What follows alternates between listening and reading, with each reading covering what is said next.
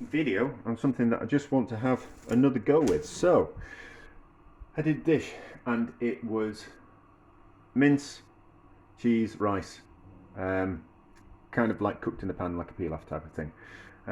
Is pilaf cooked in the pan? Oh, like a paella. It was very nice, but I used minced beef and it was a little bit tough. And I made little patties of minced beef. And it was nice, but the beef mince just kind of wasn't kind of quite up to it. I didn't think it was cooked for long enough.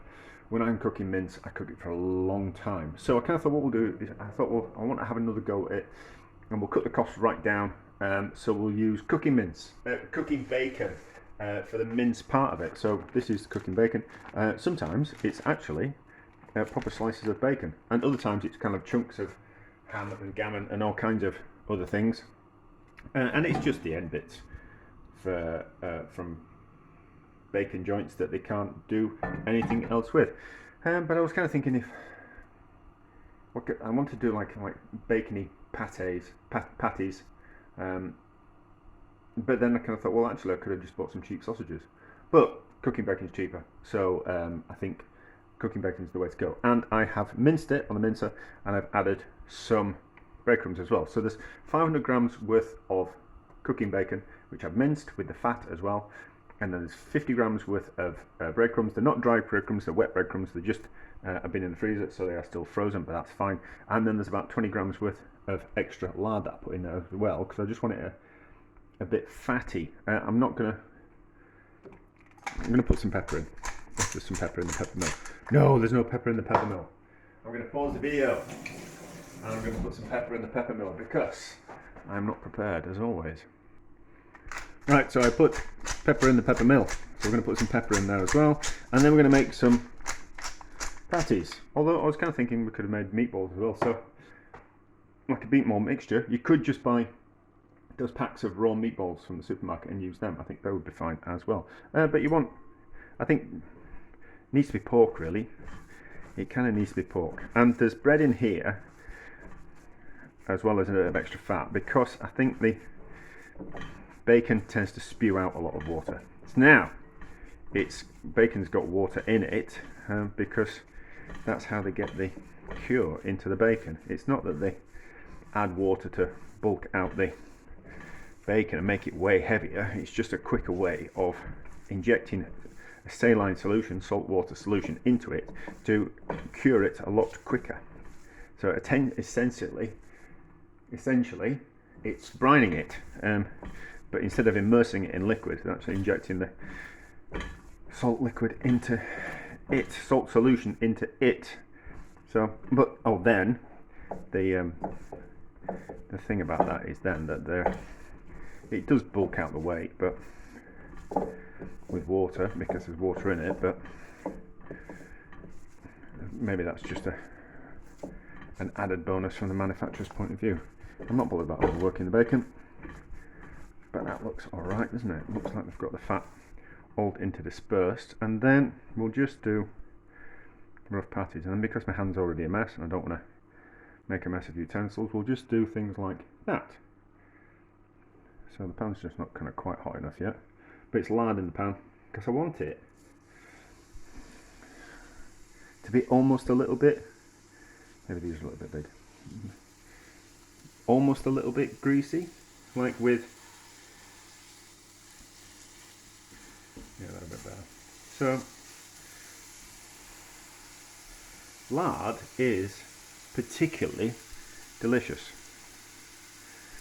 So for too much lard it's going to be greasy, but I kind of quite like that lardy flavour in things. It adds a richness to it, but don't add as much if you're not into it. But I just kind of think it will just make it taste a lot richer and luxurious than it actually is. So what we'll do is we'll kind of quite hard fry these as well and get them crispy on both sides. Give them quite a good cooking, and then take them out. Well, maybe we won't take them out, maybe we'll just add the onion in as they're cooking. And then I'm going to do this beforehand. I'm just frying this off now and cooking the onion now, so that when I get in from swimming I can just cook the rice. I can't eat before I go swimming, but it'd be quite nice to have something almost half ready by the time we come home, and then we can just put it on. I think there's going to be too much meat for this pan. Yeah, probably too much meat for this pan, and I'm making these bigger, aren't I? That's not what I wanted to do. We're going to go for smaller ones, won't we? Like bite-size kind of pieces. Yes. There's no danger with burning my hands. I am a trained professional. Yeah, I suppose you can be a professional, which means that you're actually paid for something. You do it in a professional way. You know, you get paid for it, therefore it's your profession. But you can also be trained to do something and be a trained professional, but even though that doesn't mean that you necessarily get paid for it. So I always kind of think professional means that you do it for a job, and trained professional means that you're actually trained to do it. Professional means that you get paid, it's a source of income, and trained professional means that you just trained into how you do something. So you could have been, if I was no longer being paid for being a chef, I could be a trained professional. I'm not getting paid for it. No, far too much for this pan. But not to worry. So, but you see what I'm doing, along with waffling on. But that kind of looks like we could have taken some sausages and taken them out of the skins, doesn't it? You know. And just broken up into bits in the pan. They will shrink, hopefully. Yeah, they'll shrink. We should be okay. Looks like we've overcrowded the pan, but not really. So, cook those, get them nice and crispy on both sides, and then throw in the onions, give those a bit of a stir around, wash my hands.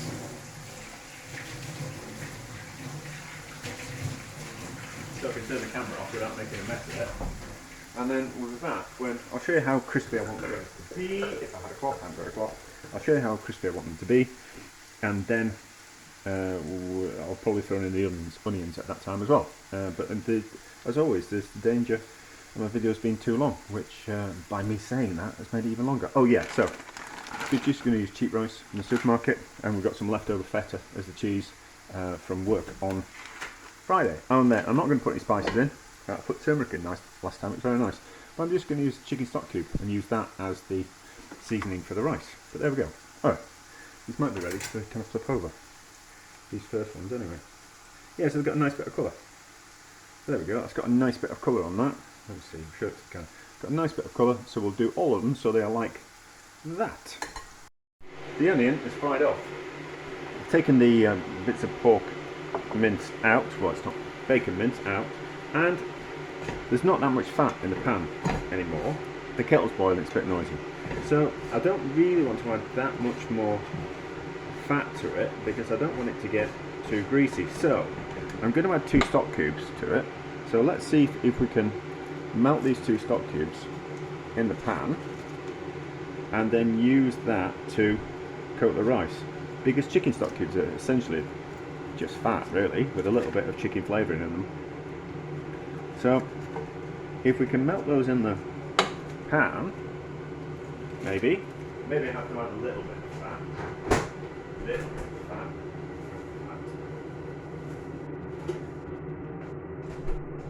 So if we can use that as a seasoning, chicken stock cubes. Let's turn the kettle off because it's getting a bit noisy. So we've put a little bit of fat in there, not too much. And we might just be able to make a little bit of a paste which will coat the rice, hopefully. This might work. If it doesn't, it doesn't. But it'll save melting the stock cube in the boiling water, which I found that it stained my measuring jug, which I wasn't particularly happy about. Not that I'm precious about things like that. It's just that the chicken stock cube stained it, and I'd rather they didn't. So rice in. So it's 2 chicken stock cubes. So I'm going to put in about 1.2 litres of of water. Bang that down like that. So two chicken stock cubes is fine. Even though the bacon's kind of quite salty, it's not that bad. Now I added those breadcrumbs to it. So we can use that fat to coat the rice. If I was going to add any spices, this is when I'd add them and give them a bit of a fry in the pan. So we can turn that heat up actually. And then hopefully there'll be enough fat in that little bit of lard and in the chicken stock cube. I don't know why I'm having problems with my words tonight. It's because I've been swimming and I'm a bit tired. So there should be enough fat to kind of coat that all.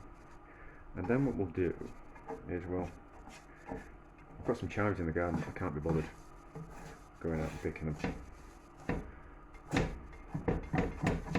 But chives in there would be nice now. So I'm going to add the liquid to this, and then I'm going to put the patties on top, and then all the rice is submerged in liquid. I'm going to put some more pepper in, yes. Let's put some pepper in, and then I can be cooking in with it. So pepper changes its flavour slightly. Well, herbs do, and spices do when you cook them. So if you're wanting to keep that fragrant flavour of freshly ground black pepper, you put some in at the end. Put some in at the start, and it'll cook into everything and give its flavour up. And then if you put some at the end as well, then you get the fragrance of the freshly ground black pepper. So I'm not going to put any more fat in. I think that's coated enough. So liquid in.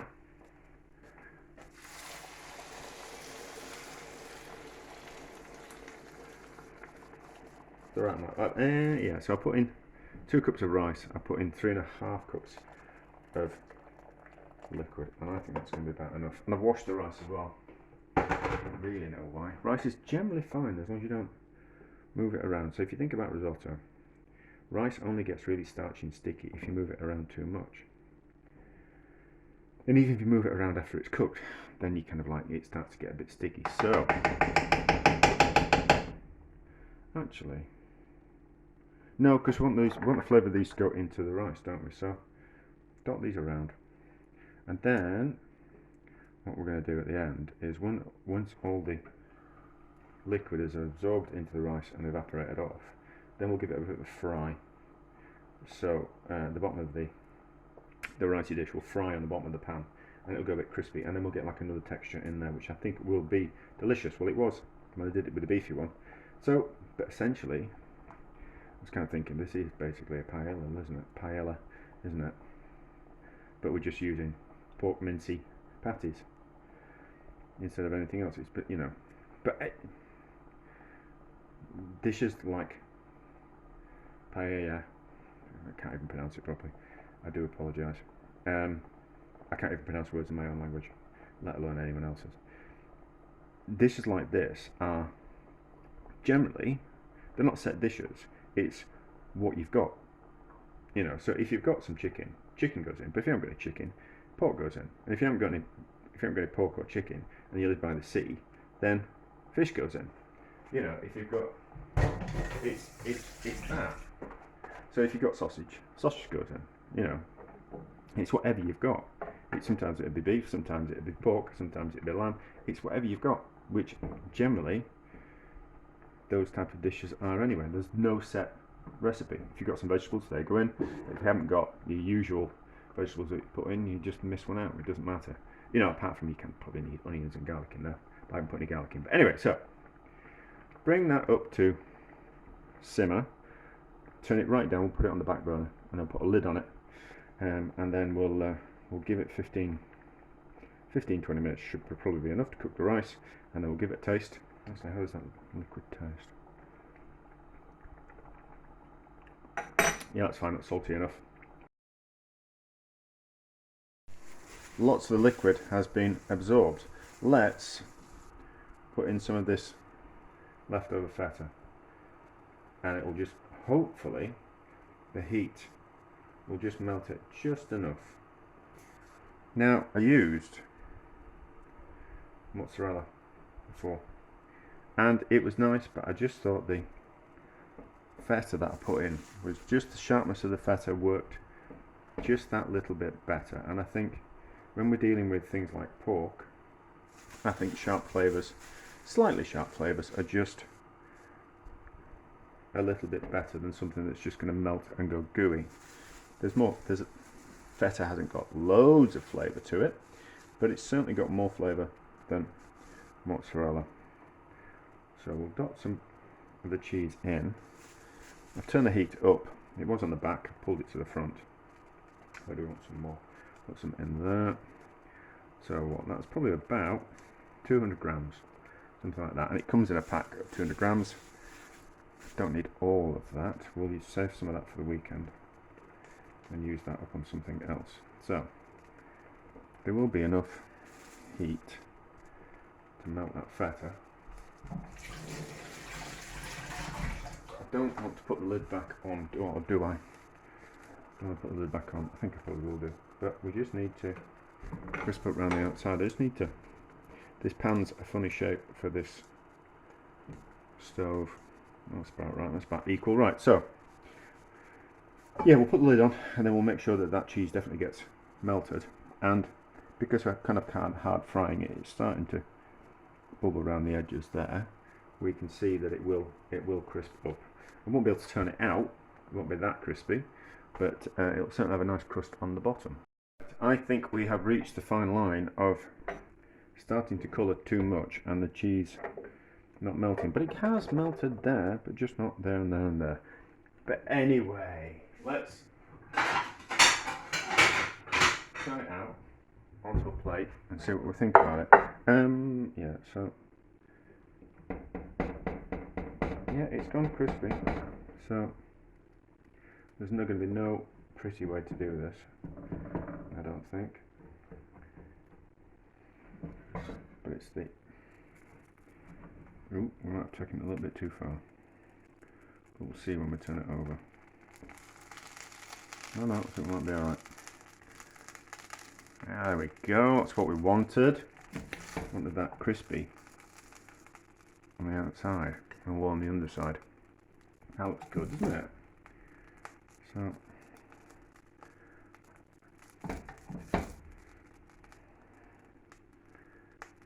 probably do. Can I get the picture? That'll look a bit better, won't it? Don't believe everything you see on the internet. Here's me picking bits of cheese out to make it look nicer for the picture. So we'll taste out of the pan. I think this is going to be delicious and much nicer than the beef version. So, bit of cheese, bit of rice, bit of pork. I've turned it off, haven't I? Yeah, it's off.